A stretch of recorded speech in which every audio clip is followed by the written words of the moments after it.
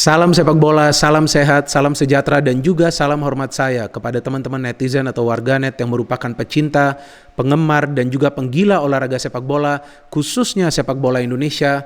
Karena di konten terbaru dari channel YouTube Triple B hari ini teman-teman, saya ingin kembali membahas tentang tim nasional Indonesia. Tetapi bukan tentang pertandingan playoff leg pertama tim nasional Indonesia lawan Chinese Taipei yang berakhir untuk kemenangan tim nasional Indonesia dengan skor 2-1, tetapi tentang perjuangan, lanjutan, dan perjuangan panjang yang masih perlu dilakukan oleh para pemain dari tim nasional Indonesia. Kita tahu masih ada leg kedua yang akan dimainkan besok. Dan penting bagi para pemain dari tim nasional Indonesia untuk menjaga fokus dan konsentrasi selama 90 menit atau lebih agar tidak kecolongan di pertandingan leg kedua tersebut. Karena jika saja dan seandainya Chinese Taipei bisa menang dengan skor 1-0, maka Chinese Taipei yang akan lolos ke babak penyisihan grup kualifikasi Piala Asia tahun 2023. Artinya pertandingan leg kedua ini lebih penting lagi bagi tim nasional Indonesia.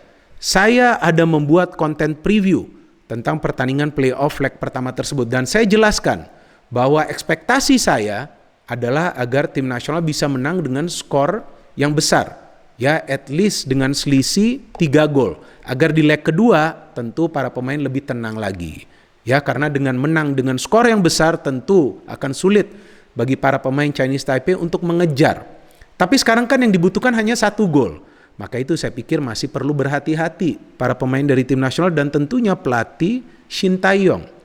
Memang kita tidak bisa menyalahkan siapapun ya, karena memang para pemain tim nasional itu sepertinya kecolongan di menit-menit terakhir.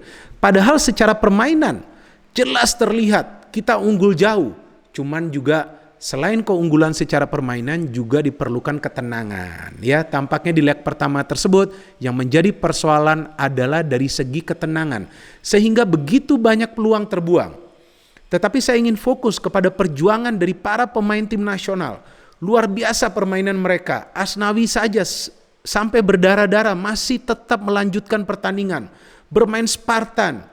Kita lihat Ricky Kambuaya sampai cedera, kita lihat Ramai sampai cedera, pemain yang mencetak gol di debutnya. Permainan keras dari para pemain tim nasional Chinese Taipei, tetapi para pemain kita pantang menyerah, terus maju untuk bisa meraih kemenangan penting tersebut. Namun menurut hemat saya, bahwa perjuangannya masih sangat panjang. Jika bisa melewati playoff ini, maka Indonesia akan masuk ke babak penyisihan grup kualifikasi Piala Asia tahun 2023. Memang di atas kertas, lawan-lawan yang nanti akan dihadapin di fase grup tersebut tidak begitu kuat. Tapi tetap saja kita perlu waspada. Dan sangat penting bagi Coach Shin Tae-yong untuk bisa ya tetap mempertahankan konsistensi permainan dan fisik dari para pemain tim nasional. Dan saya pikir apa yang dikatakan oleh Coach Shin Tae-yong berkali-kali tentang fisik itu benar apa adanya, teman-teman. Karena terlihat pada saat pertandingan akan berakhir, tampaknya fokus dan konsentrasi itu yang masih menjadi persoalan. Kenapa fokus dan konsentrasi itu bisa hilang? Ya tentu karena faktor stamina. Ketika kita lelah, tentu konsentrasi dan fokus kita akan menurun. Dan itu manusiawi. Maka itu, ya, Coach Shin Tae-yong itu berkali-kali mengatakan bahwa dia ingin meningkatkan fisik. Ya, fisik itu berarti apa? Kekuatan fisik, ya, kekuatan secara fisikal dan juga stamina dari para pemain tim nasional Indonesia. Padahal dari segi bakat, skill, saya pikir juga para pemain kita tidak kalah dengan pemain-pemain negara lain yang berada di ASEAN ataupun Asia. Bagus-bagus kok. Witan, ya, Egy, Evan Dimas, Ricky Kambuaya, lihat Ramai Rumakik, ada Irfan Jaya juga bagus-bagus. Ya kan? Sani di sektor kiri, Asnawi di kanan, ada Pratama Arhan, banyaklah pemain-pemainnya. Belum lagi pemain-pemain yang berada di tim nasional U23 yang juga akan segera menjalani kualifikasi kan untuk bermain di Piala Asia U23, kemudian yang di U19 juga skillnya sudah bagus. Tapi bagaimana kekuatan fisik, bagaimana stamina itu bisa dipertahankan agar bisa fight dalam setiap pertandingan. Fight itu bukan berarti berkelahi, tapi fight ya secara agresivitas. Jangan gampang kalah, jangan gampang terjatuh. Bisa melewati para pemain tim lawan dengan menjaga keseimbangan badan. Nah, itulah pentingnya latihan fisik. yang di awal difokuskan oleh Coach Shin Tae-yong, baru kemudian dia masuk ke game plan, baru kemudian dia masuk kepada teknik permainan untuk bisa membuat para pemain tim nasional itu bermain lebih tenang lagi di atas lapangan. Memang belum sempurna dan saya pikir tidak akan sempurna dalam waktu dekat. Tapi teman-teman juga perlu melihat progres dari segi permainan. Bagaimana permainan di antara para pemain tim nasional itu sudah mulai rapi, tidak hanya mengandalkan memberikan bola-bola jauh, mengandalkan long ball passing atau crossing-crossing yang justru tidak akurat, yang akan melelahkan para pemain sendiri. Dan juga satu hal yang saya salut ya kepada Coach Shin Tae-yong, bahwa dia berani melakukan sebuah perubahan besar, teman-teman. Ya, bagi pelatih baru tentu akan sangat beresiko untuk membuat sebuah perubahan besar. Ya, dengan memanggil pemain-pemain baru, dengan memberikan kesempatan kepada pemain-pemain baru yang mayoritas adalah pemain-pemain muda untuk bermain di level senior. Itu tentu sesuatu yang sangat beresiko bagi pelatihnya sendiri. Bagaimana jika tidak berjalan dengan sesuai ekspektasi atau planning? Kan akan juga berbahaya dan riskan bagi pekerjaannya. Tetapi Coach Shin Tae-yong yang saya pikir percaya diri, ya kan, bisa melakukan perubahan itu, walaupun seperti yang tadi saya katakan, akan membutuhkan waktu untuk tim nasional kita menjadi kuat, untuk bisa bersaing di level Asia. Jadi jangan lagi saya pikir kita berpikir ke level ASEAN lagi. Yang di ASEAN saja sudah berpikir ke Asia, masa kita masih mau bermain di ASEAN? Saya pikir kita harus menatap ke Asia, ke dunia juga masih terlalu jauh untuk ke level dunia. Tapi di Asia dulu ini, artinya kita harus masuk, harus qualify ke Piala Asia tahun 2023. Jika sudah qualify, kalau bisa lolos dari fase grup. Memang kita belum tahu jika kita lolos, lawan kita siapa nanti di fase grup. Karena sejak pertama kali tim nasional Indonesia lolos ke Piala Asia pada tahun 1996, jangan lupa ada gol salto dari Widodo Ceputro menyambut umpan dari Roni Wabia. Tim nasional Indonesia belum bisa lolos dari fase grup. Jadi sangat penting bagi timnas kita untuk bisa ya memberikan permainan terbaiknya jika nanti lolos ke Piala Asia tahun 2023, dan jika Coach Shin Tae-yong tetap mengandalkan pemain-pemain muda seperti sekarang, tentunya mereka akan punya pengalaman yang lebih bagus lagi pada saat nanti mereka bermain di Piala Asia. Dan satu hal yang menarik dari line up yang dipilih ya, atau starter yang dipilih oleh Coach Shin Tae-yong di leg pertama, bahwa usia rata-rata dari starting line up tim nasional Indonesia itu hanya 26 tahun, teman-teman. Ya, hanya 2 pemain yang berusia di atas 30 tahun, yaitu Fahrudin dan juga Victor Igbonevo. Sisanya adalah pemain-pemain dalam usia produktifnya, bahkan penjaga gawangnya Riyandi saja berusia 21 tahun. Dan Coach Shin Tae-yong memilih pemain-pemain yang perform di level klub, yang dalam beberapa pekan awal Liga 1 itu memberikan permainan terbaiknya bagi klubnya. Justru terlihat kan bahwa kendala utamanya adalah masih dari segi stamina. Ketika stamina menurun, berarti level konsentrasi dan fokus juga menurun. Itu yang mengakibatkan para pemain tim lawan bisa mengambil kesempatan. Dan terjadi kan gol di menit-menit terakhir.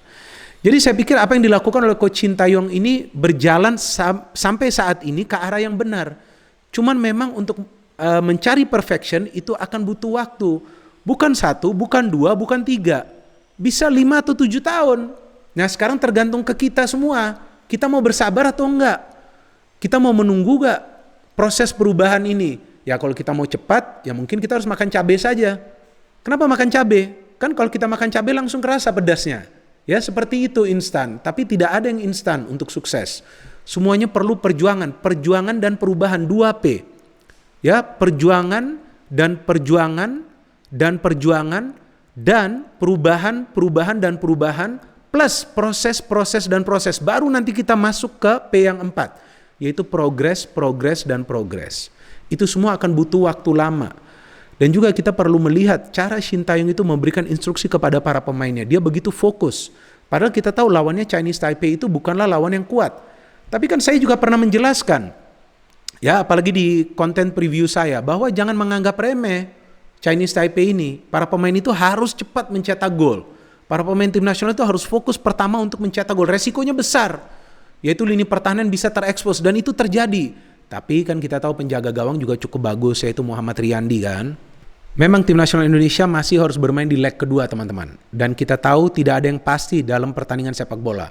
Maka itu yang saya harapkan, bahwa para pemain akan fully fokus, ya, fokus dan konsentrasi yang perlu dipertahankan hingga peluit akhir dibunyikan.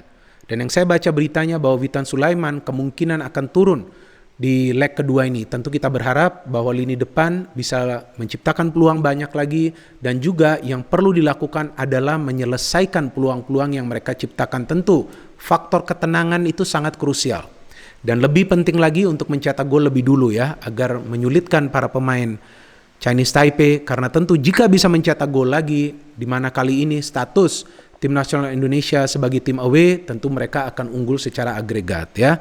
Sambil kita tunggu pertandingan leg kedua ini, kita juga perlu memberikan dorongan semangat kepada para pemain yang memang kita perhatikan juga di leg pertama bermain habis-habisan. Kita juga perlu memberikan support kepada Coach Sintayong, karena seperti yang saya selalu jelaskan bahwa tidak akan mudah bagi Coach Sintayong untuk melakukan perubahan secara instan. Diperlukan proses yang panjang, bisa tahunan, dan juga strategi yang coba dia terapkan juga masih butuh waktu bagi para pemain untuk memahaminya, karena strateginya sekarang beda total, tidak hanya mengandalkan direct ball passing, tapi mengandalkan permainan dengan memberikan shot passing di antara para pemain. Dan juga kita lihat bagaimana ya mobile-nya pergerakan para pemain, mengandalkan dua fullback untuk naik dan turun, mengandalkan pemain dari tengah untuk menjadi orkestrator seperti Evan Dimas, dan juga mengandalkan 3 pemain di depan untuk membongkar pertahanan tim lawan. Saya jadi teringat dengan Tridente di Piala Asia tahun 2007 ya teman-teman. Pada saat itu ada Bambang Pamungkas, ada Budi Sudarsono, dan juga ada Eli Aboy. Dan di leg pertama saya perhatikan Tridente di depan ya, yang saya lihat adalah Kushedia, Ramai, dan juga Irfan Jaya. Sangat mobile, pergerakan-pergerakan mereka lincah, liar. Itu yang menyulitkan juga para pemain Chinese Taipei di lini pertahanan. Ya kita tunggu saja.